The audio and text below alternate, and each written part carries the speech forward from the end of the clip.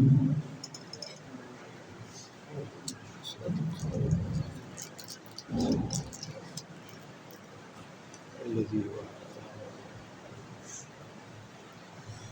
الحمد لله نحمده ونستعينه ونستغفره ونعوذ بالله من شرور أنفسنا ومن سيئات أعمالنا من يهده الله فلا مضل له ومن يضلل فلا هادي له وأشهد أن لا إله إلا الله وحده لا شريك له وأشهد أن محمدًا عبده ورسوله أما بعد فإن خير الحديث كتاب الله وخير الهدي هدي محمد صلى الله عليه وسلم وشر الأمور محدثاتها وكل محدثة بدعة وكل بدعة ضلالة وكل ضلالة في النار.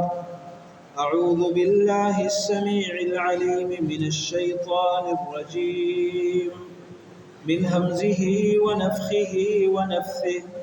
يا أيها الذين آمنوا اتقوا الله حق تقاته ولا تموتن إلا وأنتم مسلمون. يا أيها الناس اتقوا ربكم الذي خلقكم من نفس واحدة وخلق منها زوجها وبث منهما رجالا كثيرا ونساء واتقوا الله الذي تساءلون به والأرحام إن الله كان عليكم رقيبا. يا أيها الذين آمنوا اتقوا الله وقولوا قولا سديدا يصلح لكم أعمالكم ويغفر لكم ذنوبكم ومن يطع الله ورسوله فقد فاز فوزا عظيما. اللهم صل على محمد وعلى آل محمد كما صليت على إبراهيم وعلى آل إبراهيم إنك حميد مجيد. اللهم بارك على محمد وعلى آل محمد كما باركت على إبراهيم وعلى آل إبراهيم إنك حميد مجيد. يا أيها الذين آمنوا كتب عليكم الصيام كما كتب على الذين من قبلكم لعلكم تتقون. رمضان المبارک کی اہمیت، فضیلت اور عظمت کے حوالے سے پچھلے خطبہ جمعہ میں چند ایک باتیں آپ سماعت فرما چکے ہیں، اور ساتھ یہ بھی کہ اس مہینے میں ہم داخل ہو رہے ہیں،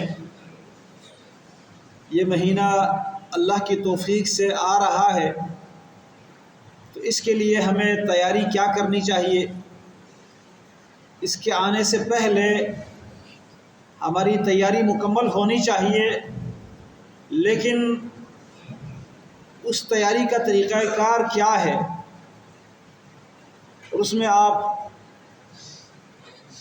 یہ باتیں سن چکے تھے کہ ذہنی طور پر، عملی طور پر اپنے آپ کو تیار کرنا، اپنے مصروفیات کو ترتیب دینا، رمضان کے دن و رات کو کیسے گزارنا ہے اس کے لیے شیڈول بنانا، اور ساتھ ساتھ اللہ تعالیٰ سے دعائیں کرنا کہ اللہ تعالیٰ ہمیں اس مہینے میں بھرپور صالح اعمال کرنے کی توفیق دے، اور اپنے گناہوں سے توبہ کر کے اللہ رب العالمین کے محبوب بن جانا، تاکہ اللہ تعالیٰ ہمیں پسند کر کے اس رمضان سے فائدہ اٹھانے کے ہمیں توفیق دے دیں۔ اور اس کے ساتھ ساتھ اس کی تیاری کا ایک اور طریقہ میں نے عرض کیا تھا، وہ یہ ہے کہ اس مہینے کو کیسے گزارنا ہے، اس میں کیا کچھ کرنا ہے، اس کا علم حاصل کرنا۔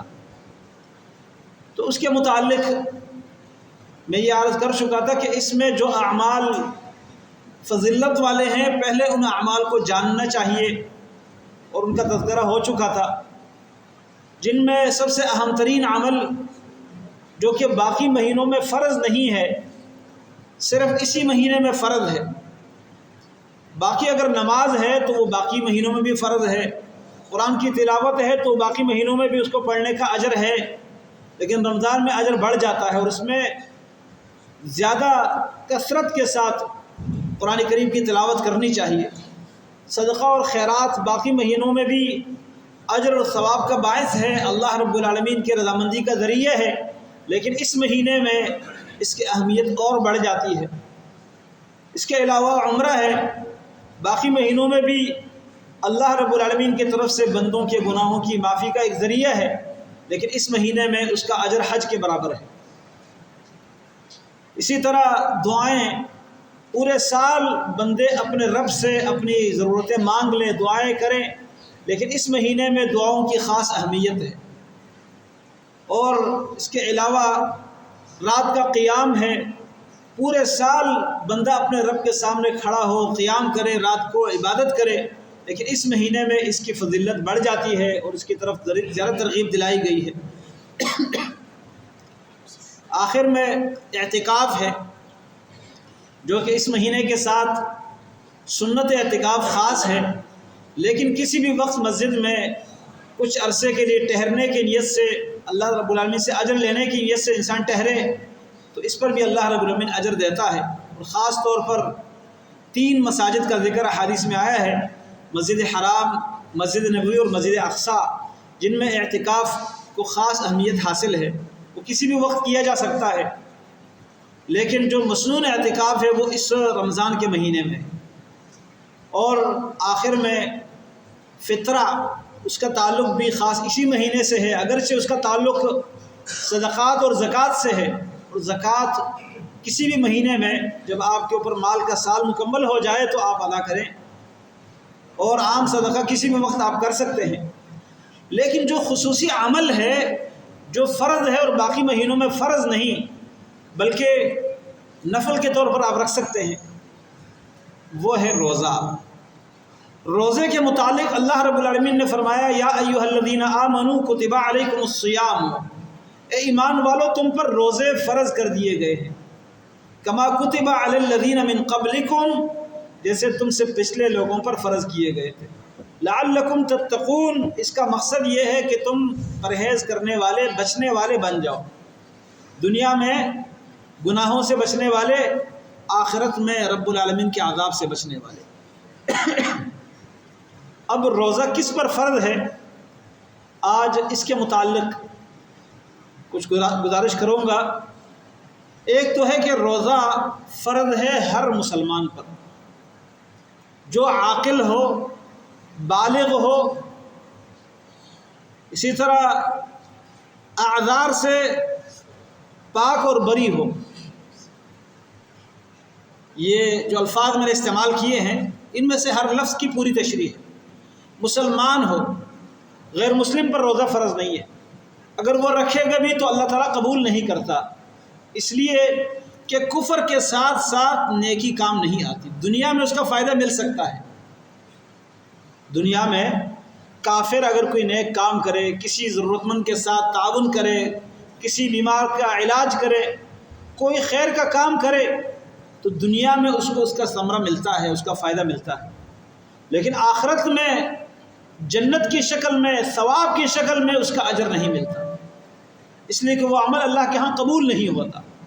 اس لیے روزہ رکھنے سے پہلے ایمان لانا ضروری ہے، اور ایمان لانے سے پہلے ایمان کو سمجھنا ضروری ہے۔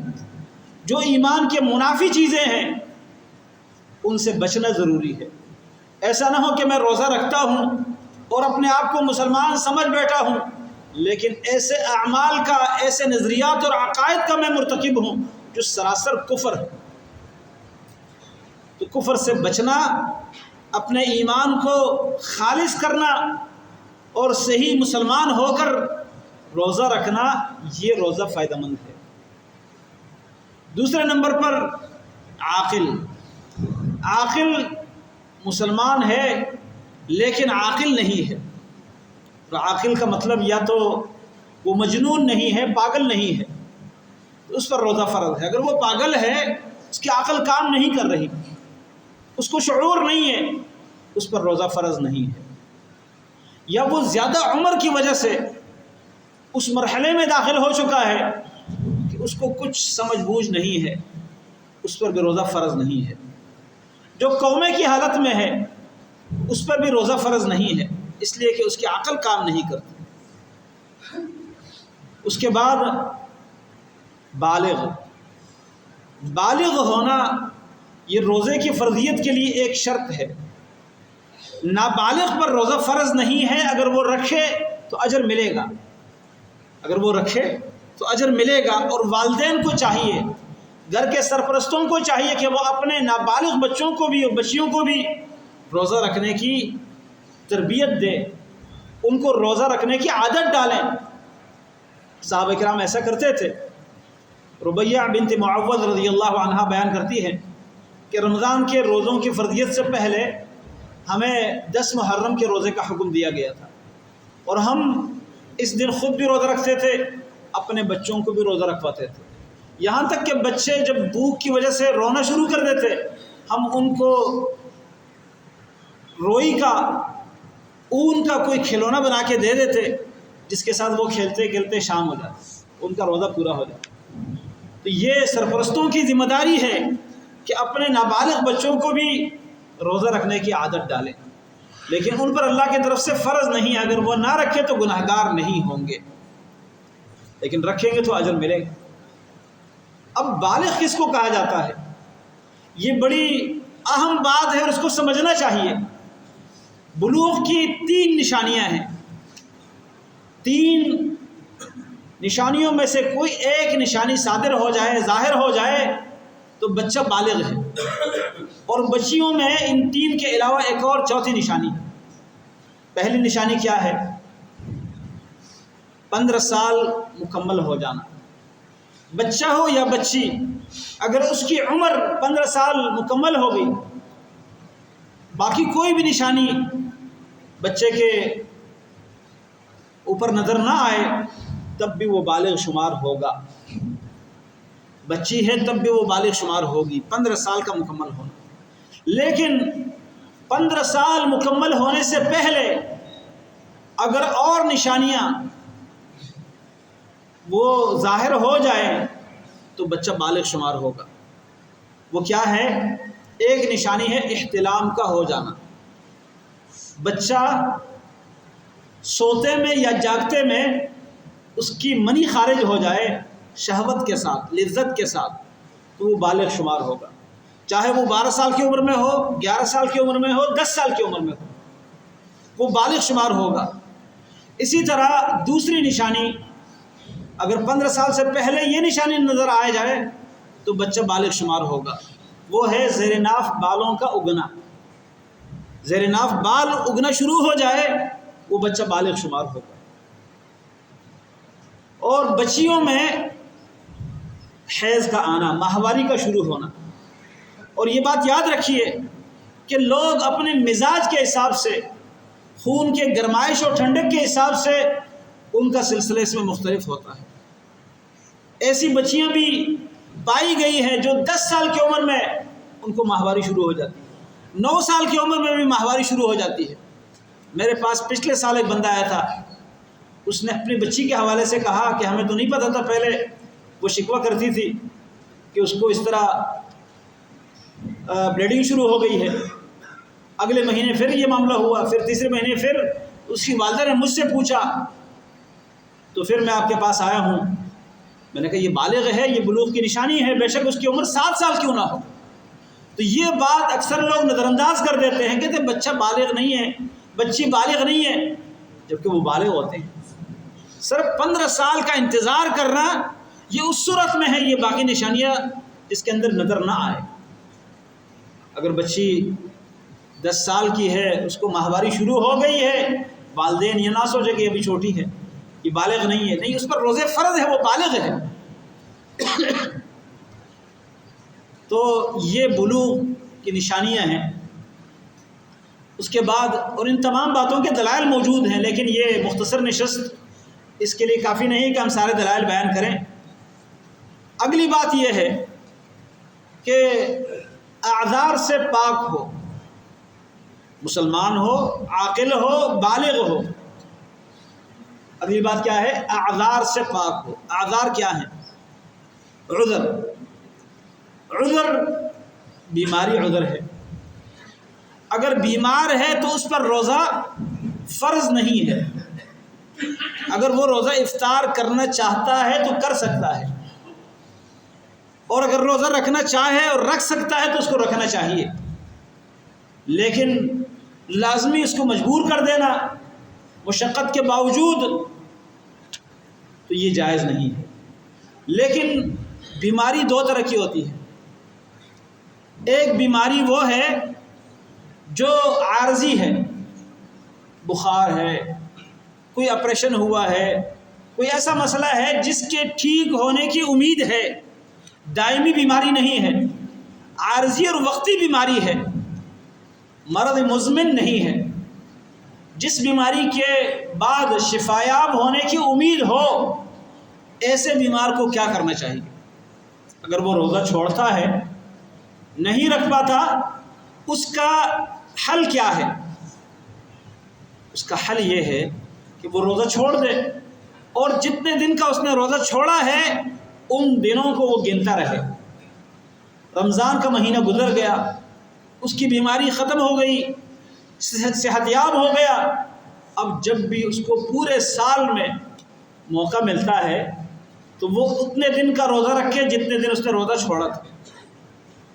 ایسا بیمار جس کے تندرست ہونے کی امید ہو، اگر بیماری کی وجہ سے وہ روزہ چھوڑ دے تو بعد میں اتنے دنوں کا روزہ رکھ لے جتنے دنوں کا اس نے روزہ چھوڑا ہے، لیکن آنے والے رمضان سے پہلے پہلے پچھلے رمضان کے روزے مکمل کرنے چاہیے۔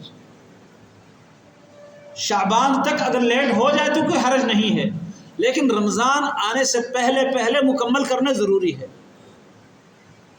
کوشش تو یہ کرنی چاہیے کہ قرض چاہے وہ بندے کا ہو یا اللہ کا ہو، وہ فوری ادا کر دیا جائے، اس کی ادائیگی میں تاخیر نہ ہو۔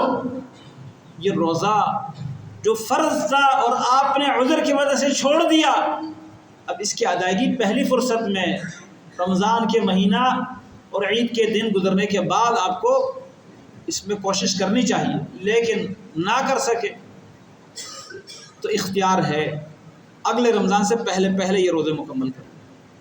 اب ایسا بیمار جس کے تندرست ہونے کی امید تھی، اس نے روزہ نہیں رکھا اور بعد میں تندرست بھی نہ ہو سکا، اور اللہ تعالیٰ کو پیارا ہو گیا، دنیا سے چلا گیا۔ اب ان روزوں کا کیا کیا جائے؟ دیکھیں، شریعت نے ایک ایک بات پوری تفصیل سے بتائی ہے، اور یہاں پر ہم اپنے مفاد، اپنے جو مولوی حضرات ہیں ان کے مفاد کو نہیں دیکھیں گے، یہاں شریعت کا حکم دیکھیں گے۔ ہمارے ہاں مسئلہ یہ ہے کہ عوام علم حاصل کرنے کی، دین سمجھنے کی کوشش نہیں کرتی، اور جو ان کے اوپر مذہبی ٹھیکیدار مقرر ہیں ان کی کوشش یہ ہوتی ہے کہ ان کے سارے مفادات ہم حاصل کریں۔ یہ سب کی میں بات نہیں کر رہا، عمومی طور پر یہ مسئلہ چل رہا ہے۔ بہت سارے اہل علم خالص اللہ کی رضا کے لیے اللہ کا دین بیان کرتے ہیں، اور ہر عالم ایسا نہیں ہوتا، لیکن جو نیم عالم، کم علم ہوتے ہیں، صرف وراثتی طور پر پگڑی اور ٹوپی کے ساتھ، سفید لباس کے ساتھ لوگ اس کو عالم سمجھ بیٹھے ہیں، تو وہ لوگوں کو ایسے مسائل بتاتے ہیں۔ یہاں پر اللہ کے نبی صلی اللہ علیہ وسلم نے ایک حل بتایا ہے کہ ایسا بیمار جو فوت ہو گیا اور اس کے ذمے روزے تھے، آپ نے فرمایا من مات وعلیہ صوم صام عنہ ولیہ، جو اس حال میں مرا کہ اس کے ذمے روزے باقی تھے، اس کے ولی، اس کے وارث، جس طرح دنیا میں اس کے مال کے وارث بنتے ہیں، اس کے قرضے اپنے کندھوں پر لے لیتے ہیں، اسی طرح اللہ تعالیٰ کی طرف سے یہ روزے جو اس کے ذمے باقی تھے یہ اس کے وارث رکھیں گے، اس کا بیٹا، اس کی بیٹی، اس کے دیگر ورثہ جو اس کے وراثت لینے والے ہیں وہ اس کے روزوں کے بھی ذمہ دار ہیں۔ من مات وعلیہ صوم، سنن ابی داؤد کی حدیث ہے، حدیث کی دیگر کئی کتابوں میں موجود ہے، فرمایا من مات وعلیہ صوم صام عنہ ولیہ، جو فوت ہوا اس حال میں کہ اس کے ذمے روزے تھے، اس کا ولی اس کی طرف سے روزے رکھے۔ پچھلے دنوں ایک مسجد میں نے نماز پڑھی، روڈ پر ایک مسجد ہے، بڑی مسجد ہے، امام صاحب بیان کر رہے تھے روزوں کے متعلق، اور یہ حدیث پڑھی، کہتے ہیں کہ جس کے ذمہ روزے ہو اور وہ فوت ہو گیا، اس کا ولی اس کے روزوں کا فدیہ ادا کریں۔ درس کے بعد میں جا کے ملا، میں نے مصافحہ کیا، میں نے کہا مولانا صاحب آپ نے ایک حدیث بیان کی ہے، اس میں لفظ آپ نے یہ ذکر فرمایا ہے کہ من مات وعلیہ صوم صام عنہ ولیہ، جو فوت ہوا اس کے ذمہ روزے ہو تو اس کا ولی اس کی طرف سے روزے رکھے۔ کہتے نہیں روزے رکھے نہیں، اس کا مطلب یہ ہے کہ فدیہ دے۔ میں نے کہا صوم کا معنی یہ ہے افدی عنہ ولیہ نہیں ہے، یا یفدی عنہ ولیہ نہیں ہے، بلکہ صام عنہ ولیہ ہے۔ کہتے ہیں اس کا بھی یہی مطلب علماء نے بیان کیا ہے۔ میں نے کہا یہ علماء جو عربی سمجھتے ہیں کبھی اس کا صام کا معنی افدی نہیں کریں گے، وہ چل پڑے اور میری بات مزید سننا گوارا نہیں کیا انہوں نے، اس لیے کہ دلیل نہیں ہے۔ جو لفظ آپ خود سنا رہے ہیں، بیان کر رہے ہیں پیغمبر علیہ السلام کے زبان مبارک سے جو الفاظ نکلے ہیں، وہ کہتے ہیں صام عنہ ولیہ، اور آپ کہتے ہیں کہ نہیں ولی فدیہ دے، کیونکہ فدیہ میں مجھے فائدہ ملے گا اور روزے میں مجھے کیا ملے گا۔ آج دین اس طریقے سے لوگوں نے اپنے مفاد کے لیے استعمال کیا ہے۔ تو ایسا بیمار جس کے تندرست ہونے کی امید نہ ہو وہ روزہ چھوڑ دے عذر اور بیماری کی وجہ سے، اس کو بعد میں وہ روزہ رکھنا چاہیے۔ نہ رکھ پایا، فوت ہو گیا، موقع نہیں ملا، بیماری سے تندرست نہیں ہوا، اس کا ولی ذمہ دار ہے، اس کا وارث ذمہ دار ہے کہ وہ روزے رکھے اس کی طرف سے۔ لیکن اگر ایسی بیماری ہے جس سے تندرست ہونے کی امید نہ ہو، جیسے شوگر کی بیماری جو دائمی بیماری ہے، گردوں کا مسئلہ ہے، دائمی مسئلہ ہے، اس طرح کوئی اور بڑھاپے میں کوئی ایسی بیماریاں جن سے ٹھیک ہونے کی کوئی امید نظر نہیں آتی، ایسا بیمار، ایسا مریض یا ایسا لاغر اور کمزور جو انتہائی بڑھاپے میں پہنچ چکا ہو، وہ روزہ نہیں رکھ پاتا، اس کے لیے شریعت نے جو حکم دیا ہے وہ کیا ہے؟ وہ روزہ چھوڑ دے اور اپنے ہر روزے کے بدلے میں، ہر دن کے بدلے میں ایک مسکین کو ایک ٹائم کا کھانا کھلائے۔ یہاں پر بھی لوگوں نے اپنے مفاد کے خاطر کیا کچھ کیا ہے۔ قرآن میں، حدیث میں جو لفظ آیا ہے فَفِدْيَةٌ مِّن صِيَامٍ، اللہ تعالیٰ نے فرمایا کہ جو طاقت نہیں رکھتا تو وہ کیا کرے؟ وہ فدیہ دے۔ فَفِدْيَةٌ صِيَامُ مِسْكِينٍ، ایک مسکین کی خوراک، تو طعام مسکین، طعام مسکین، طعام کہتے ہیں خوراک کو، اور مسکین کہا جاتا ہے جس کے اخراجات کے لیے اس کی آمدن کافی نہ ہو۔ تو ایک مسکین کو، اور مسکین یہ مفرد کا صیغہ ہے، تنوین کے ساتھ ہے، ایک مسکین مراد ہے، ایک روزے کے بدلے میں ایک مسکین کو کھانا کھلانا، جس کی مقدار کے حوالے سے فقہاء نے مختلف اقوال ذکر کیے ہیں۔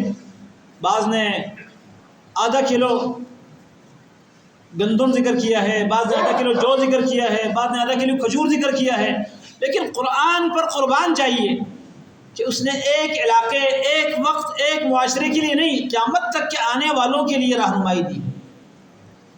اب گندم آپ آج کسی کو دے دیں، یہ اس کی خوراک ہے، گندم اس کو پسوانا پڑے گی، اس کے بعد اس کے لیے سالن بنانا ہوگا۔ آپ ایسے علاقوں میں جہاں پر چاول کھایا جاتا ہے، کسی فلپائنی کو، کسی تھائی لینڈ کے آدمی کو، کسی دوسرے چائنیز کو آپ گندم دے دیں، کیا کرے گا گندم کا؟ کہتے مجھے چاول چاہیے۔ اسی طرح دیگر علاقوں میں، تو اب اس کو گندم، جو یا دیگر چیزوں پر حمل کرنا، اللہ نے لفظ طعام استعمال کیا ہے، اور طعام اس کو کہا جاتا ہے جو پیٹ بھرنے کے لیے، بھوک کو ختم کرنے کے لیے ایک وقت میں کھایا جا سکتا ہے، یہ طعام ہے۔ اور ایک ٹائم کا کھانا یہ ہر علاقے کا اور ہر طرح کے جسامت والے لوگوں کا مختلف ہوتا ہے۔ ایک ایسے آدمی کو جس کی عمر زیادہ ہے یا وہ معدہ اس کا کمزور ہے، آپ اس کو کھانا کھلائیں ایک ٹائم وہ چند ایک لقمے لے کے بس کر لے۔ اور ایک مسکین آدمی ہے جس کو بہت کم ہی ایسا پیٹ بھر کے کھانا کھانے کو ملتا ہے، اس کو آپ بٹھا کے کھانا کھلا دیں۔ تو یہاں پر وہ ہے جس کی ضرورت زیادہ ہے، پیٹ بھر کے اس کو کھانا کھلائے، تو اس کو کسی چیز کے ساتھ محدود کرنے کی ضرورت نہیں ہے۔ آسان حل یہ ہے، انس بن مالک رضی اللہ عنہ جیسے کرتے تھے۔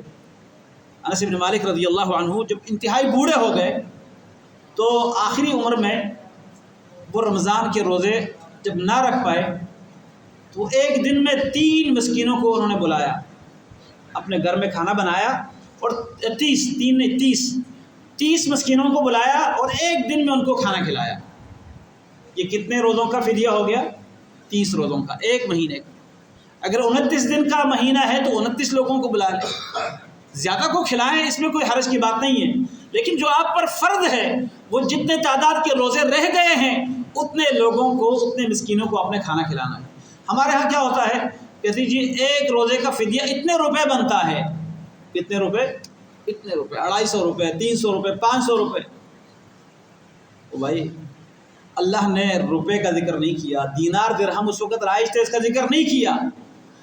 اللہ تعالیٰ نے طعام کا ذکر کیا۔ روپے دیں گے تو ہر شخص لینے کو تیار ہوگا، مسکین ہوگا یا نہیں ہوگا، لیکن خوراک دیں گے تو وہی کھائے گا جو مسکین ہوگا۔ اس لیے شریعت نے ضرورت مندوں کا خیال رکھا ہے۔ تو جو ایسا بیمار ہو جس کی تندرستی کی امید نہ ہو، وہ ہر روزے کے بدلے میں روزہ چھوڑ دے، اس کو گنجائش ہے، اگر رکھ سکتا ہے تو رکھ لے، لیکن تنگی، حرج، مشقت، اپنے آپ کو ہلاکت میں ڈالنے والی بات نہ ہو۔ اس صورت میں وہ روزہ چھوڑ کے ایک روزے کے بدلے میں ایک مسکین کو کھانا کھلائے۔ بے شک وہ روزانہ ایک مسکین کو کھانا کھلاتا رہے، یا ایک دن میں 30 یا 29 مسکینوں کو بلا لے، گھر میں کھانا بنا کے ان کو کھلا دے، یا ان کے گھر میں خشک گوشت، اس کے ساتھ لوازمات اور 7 روٹیاں یا روٹیوں کے لیے آٹا، جتنے افراد ہیں اس گھر کے اندر کھانا کھانے والے، ان کا حساب لگا لے۔ 10 ایک گھر میں ہے، 5 دوسرے گھر میں ہے، 6 تیسرے گھر میں ہے، اس طرح لوگوں کی تعداد، ان کے گھروں کا حساب لگا کے ان کو منع کر دے کہ آپ کھانا نہ بنائیں، آج کھانا میری طرف سے آپ کے پاس آئے گا، ٹھیک ہے۔ کسی مدرسے میں مسافر بچے ہیں، مسکین ہیں، لیکن مدرسے میں پڑھنے والا ہر شخص مسکین نہیں ہوتا۔ اسی طرح مدرسوں میں جو کام کرنے والے یا ادارہ سنبھالنے والے ہوتے ہیں وہ سارے مسکین نہیں ہوتے۔ ہم تو مسجد میں بھی دے دیتے، جی فدیہ ہے مسجد میں دے دیا، مسجد کی تعمیر کا فدیہ سے کیا تعلق؟ تو یہ ساری باتیں سمجھنے کی۔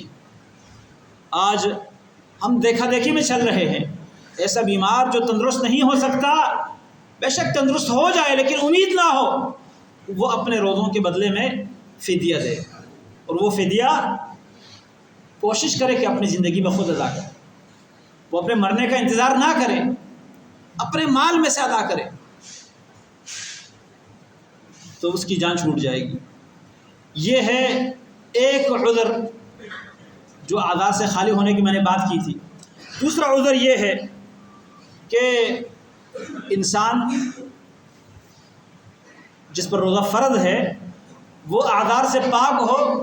ایک عذر سفر، اور خاص کر آپ میں سے بہت سارے بھائی یہاں موجود ہیں جو مسلسل سفر میں رہتے ہیں، ٹریلر چلاتے ہیں، بڑی گاڑیاں چلاتے ہیں، آتے جاتے ہیں، تو مسافر کے لیے گنجائش ہے۔ اچھا، یہاں کچھ لوگ کہتے ہیں جی اس وقت سفر تو پیدل ہوتا تھا، اونٹ پر ہوتا تھا، گھوڑے پر ہوتا تھا، لمبا سفر ہوتا تھا اور سہولت نہیں ہوتی تھی۔ سفر سے تعلق ہے، سہولت سے نہیں تعلق۔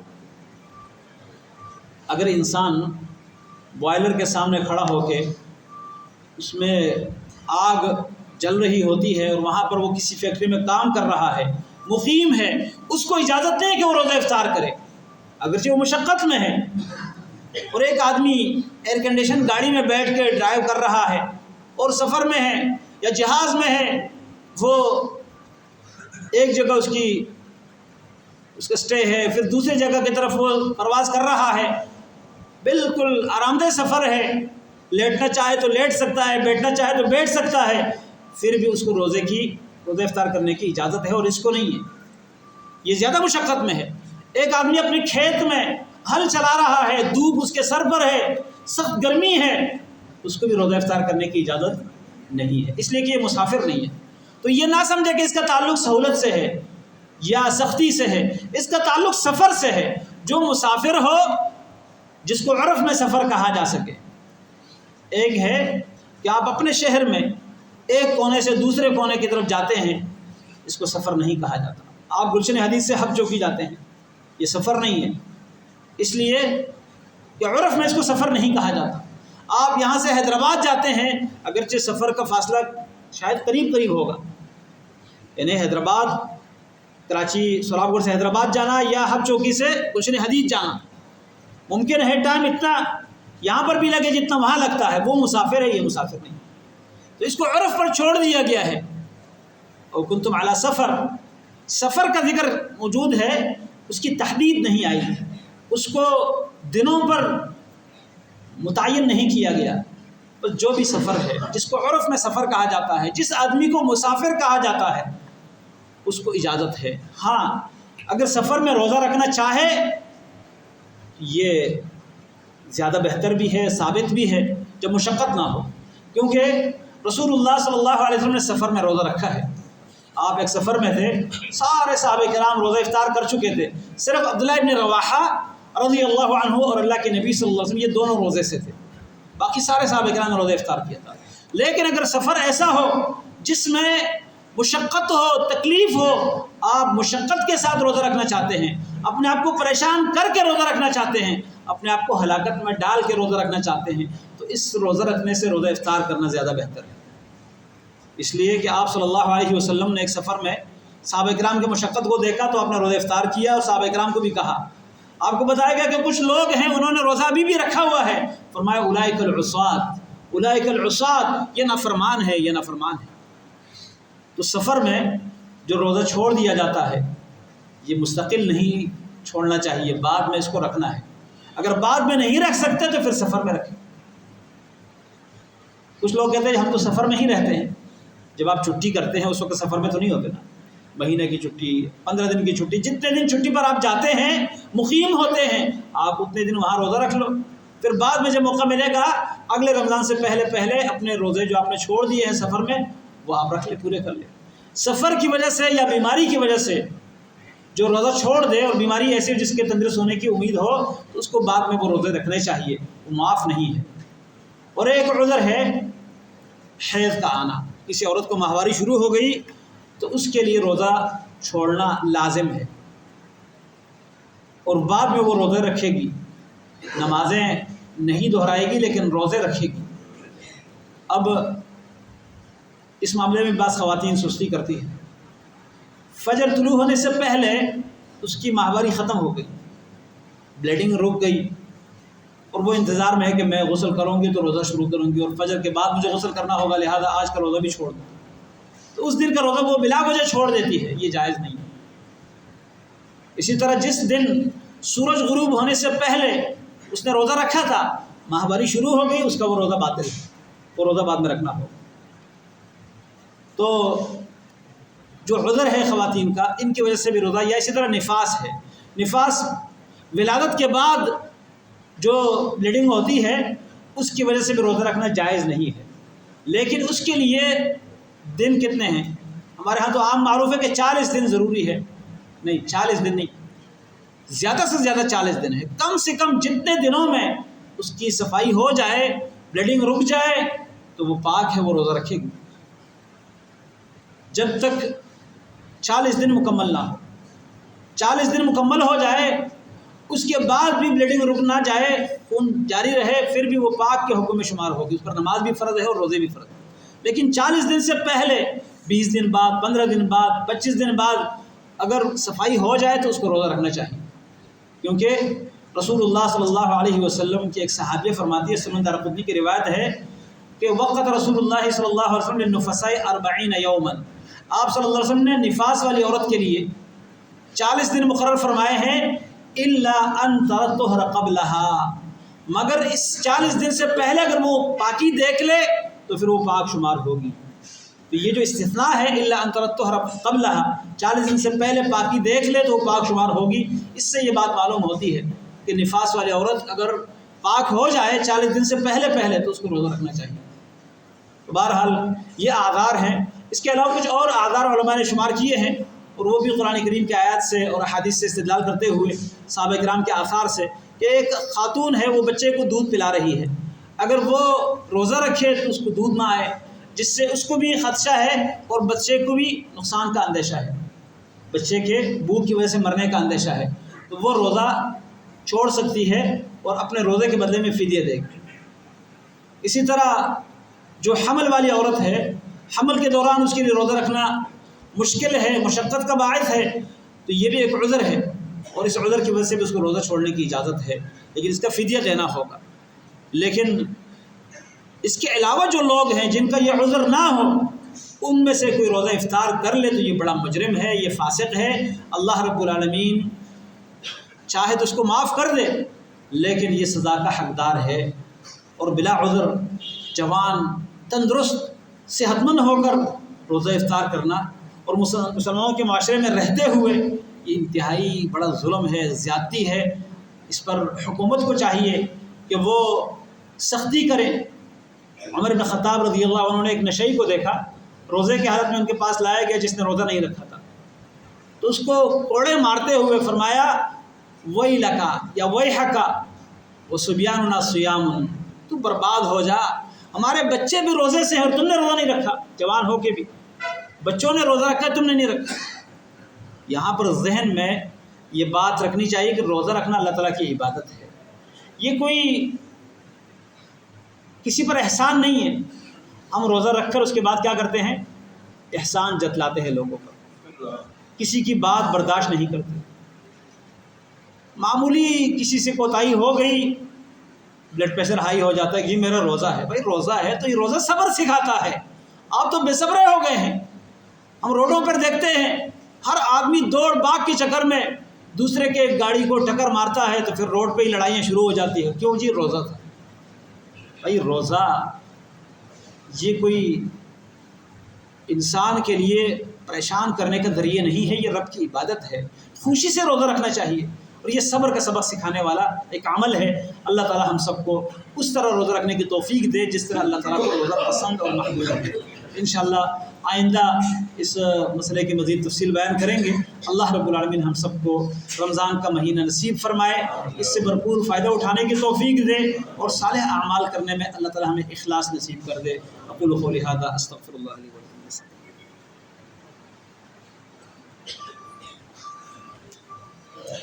ان الحمد لله نحمده ونستعينه ونستغفره ونعوذ بالله من شرور انفسنا ومن سيئات اعمالنا، من يهده الله فلا مضل له ومن يضلل فلا هادي له، واشهد ان لا اله الا الله وحده لا شريك له واشهد ان محمدا عبده ورسوله۔ ایک تو بار بار میں عرض کر چکا ہوں کہ خطبہ جمعہ سننے کے لیے ٹائم پر آنا چاہیے، اور بڑی اہم قیمتی باتیں بیان کی جاتی ہیں جس سے علم میں اضافہ بھی ہوتا ہے اور انسان کو دین کی سمجھ آتی ہے، تو پہلے آنے کی کوشش کیا کریں، اور جو بعد میں آتے ہیں خطبے کے دوران وہ 2 رکعت پڑھ کر بیٹھ کر خاموشی سے سن لیا کریں۔ جو آگے آتے ہیں ان کو آگے بیٹھنا چاہیے، بیچ میں خالی جگہ چھوڑنا اور دوسروں کو پیچھے کھڑے ہونے پر مجبور کرنا یہ مناسب نہیں ہے۔ ہمارے بہت سارے بھائی ہیں جنہوں نے دعاؤں کی درخواست کی ہے، کچھ لوگ اپنے مالی لحاظ سے پریشان ہیں، کچھ لوگ بیماریوں میں مبتلا ہیں، ہمارے اپنے ایک سالے جو ہے وہ دل کی کچھ تکلیف میں مبتلا ہے، اسی طرح اور بھی کئی لوگ۔ اللہ رب العالمین تمام بیماروں کو شفاء کاملہ صحت عاجلہ عطا فرمائے۔ یا اللہ جتنے بھی مسلمان بیمار ہیں یا اللہ ان کی بیماریاں دور فرما دے، ان کو شفاء اور صحت عطا فرما دے، جتنے مسلمان پریشان حال ہیں ان کی پریشانیاں دور کر دے۔ اللہ جتنے لوگوں نے دعاؤں کی درخواست کی ہیں ان کی حالت پر بھی رحم فرما، اور جنہوں نے درخواست نہیں کی، جو تجھے معلوم ہے کہ وہ پریشان حال ہیں، ان کی پریشانیاں دور کر دے۔ اے اللہ، اس دنیا میں کچھ لوگ ایسے ہیں جو موجودہ وقت کے فرعون بنے ہوئے ہیں اور انسانیت کے قاتل ہیں، جیسے اسرائیل ہے، اسی طرح اس کے حمایتی، اور اس دنیا پر راج کرنے والے ایسے ظالم جو انسانیوں کے بچوں کو اور بچیوں کو جو ہے وہ انسان کے بلکہ جانوروں کے حقوق تک بھی نہیں دیتے، جن کے اسکینڈل سامنے آ رہے ہیں، یا اللہ ان کو اپنے گرفت میں لے لے، ان کو دنیا کے لیے عبرت کا نشان بنا دے، اور جو بھی ان کے ساتھ شامل نام نہاد مسلمان ہیں یا مسلمانوں کے حکمران ہیں، یا اللہ ان کو بھی نیست اور نابود کر دے، ان کے ظلم کے شکنجوں سے مسلمانوں کو نجات عطا فرما دے۔ اے اللہ، مسلمانوں کی صفوں کو ایسے ظالموں سے پاک اور صاف کر دے۔ اے اللہ، ہمیں مخلص ملک اور دین کے خیرخواہ حکمران عطا فرما دے۔ اے اللہ، اس ملک پر ایسے لوگ لے آئیں جو تیرے دین کے خیرخواہ ہوں، مسلمانوں کے خیرخواہ ہوں، اور ایسے ظالم، ابھی آپ نے سندھ اسمبلی میں ایک ہندو قرارداد پیش کر رہا ہے کہ شراب پر پابندی لگنی چاہیے، اور یہاں کا نام نہاد ایک مسلمان ظالم وہ اس قرارداد کو رد کر رہا ہے، مسترد کر رہا ہے، اور کہتے ہیں یہ مسلمانوں کو، آپ بہت سے لوگوں کو محروم کر رہے ہیں۔ اللہ تعالیٰ ایسے ظالموں کو تباہ اور برباد کر دے۔ اللہ تعالیٰ ایسے لوگوں کو اپنے گرفت میں لے لے، اور مسلمانوں کو ایسے ظالموں کے تسلط سے آزاد کرائے۔ اللہ تعالیٰ ہم سب کے گناہوں کو معاف کر دے۔ ربنا ظلمنا انفسنا وان لم تغفر لنا وترحمنا لنكونن من الخاسرين۔ ربنا آتنا في الدنيا حسنة وفي الآخرة حسنة وقنا عذاب النار، وصل اللهم وسلم على عبدك ونبيك محمد وعلى آله وأصحابه وأتباعه أجمعين برحمتك يا أرحم الراحمين۔